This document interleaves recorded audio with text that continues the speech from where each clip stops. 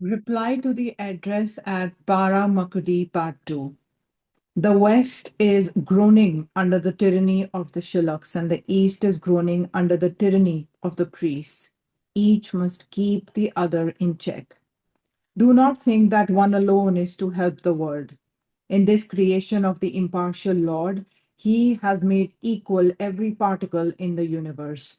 The worst, most demonical man has some virtues which the greatest saint has not, and the lowest worm may have certain virtues which the highest man has not. The poor laborer, who you think has so little enjoyment in life, has not your intellect, cannot understand the Vedanta philosophy, and so forth. But compare your body with his, and you will see his body is not so sensitive to pain as yours.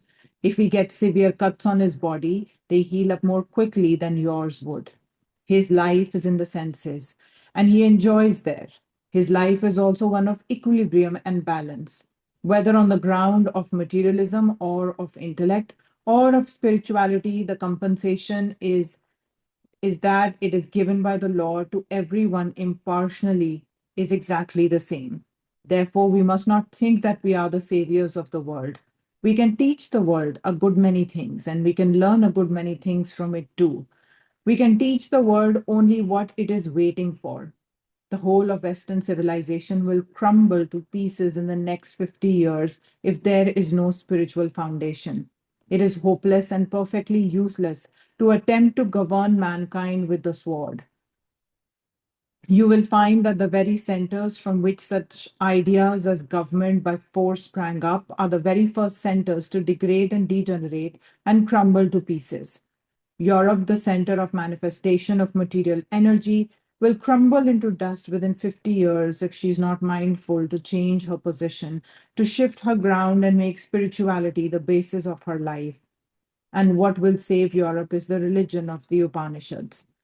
Apart from the different sections, philosophies, and scriptures, there is one underlying doctrine, the belief in the soul of man, the Atma, common to all sections, and that can change the whole tendency of the world. With Hindus, Jains, and Buddhists, in fact, everywhere in India, there is an idea of the spiritual soul, which is a receptacle of all power.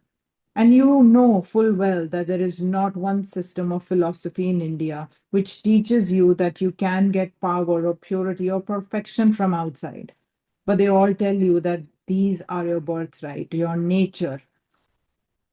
Impurity is a mere superimposition under which your real nature has become hidden. But the real you is already perfect, already strong. You do not require any assistance to govern yourself. You are already self restrained. The only difference is in knowing it and not knowing it. Therefore, the one difficulty that has been summed up the word avidya. What makes the difference between God and man, between the saint and the sinner? Only ignorance. What is the difference between the highest man and the lowest worm that crawls under your feet? Ignorance. That makes all the difference. For inside that little crawling worm is lodged infinite power and knowledge and purity, the infinite divinity of God Himself. It is unmanifested. It has to be, it will have to be manifested. This is the one great truth India has to teach to the world because it is nowhere else. This is spirituality, the science of the soul. What makes a man stand up and work? Strength. Strength is goodness, weakness is sin. If there is one word that you will find coming out like a bomb from the Upanishads, bursting like a bombshell upon masses of ignorance, it is the word fearlessness. And the only religion that ought to be taught in the religion is the religion of fearlessness. Either in this world or in the world of religion, it is true that fear is the sure cause of degradation and sin. It is fear that brings misery, fear that brings death, fear that breeds evil. And what causes fear? Ignorance of our own nature. Each of us is heir apparent to the emperor of emperors, are of the substance of God Himself. Nay, according to Advaita, we are God Himself, though we have forgotten our own nature in thinking of ourselves as little men. We have fallen from that nature and thus made differences. I'm a little better than you, or you than I, and so on. This idea of oneness is the great lesson India has to give and mark you. When this is understood, it changes the whole aspect of things because you look at the world through other eyes than you have been doing before. And this world is no more a battlefield where each soul is born to struggle with every other soul, and the strongest gets the victory and the weakest goes to death. It becomes a playground where the Lord is playing like a child and we are his playmates, his fellow workers.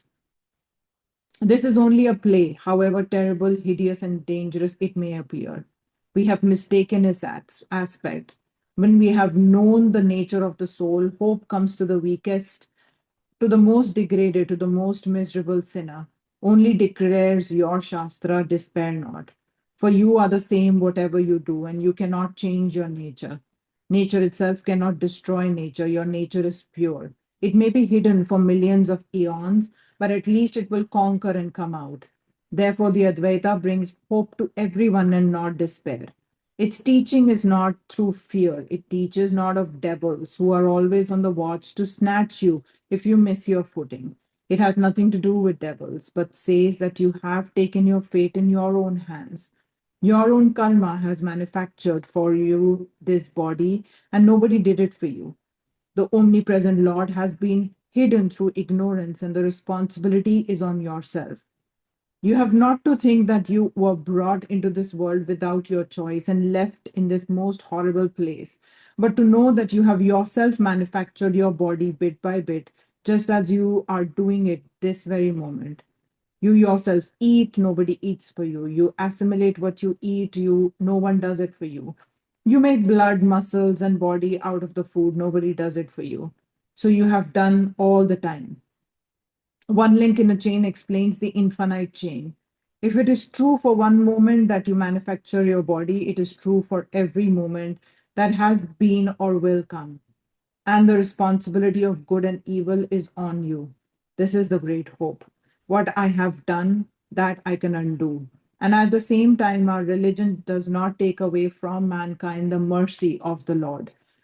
That is always there. On the other hand, he stands beside this tremendous current of good and evil. He's boundless. The ever merciful is always ready to help us to the other shore, for his mercy is great and is always comes to the pure in heart.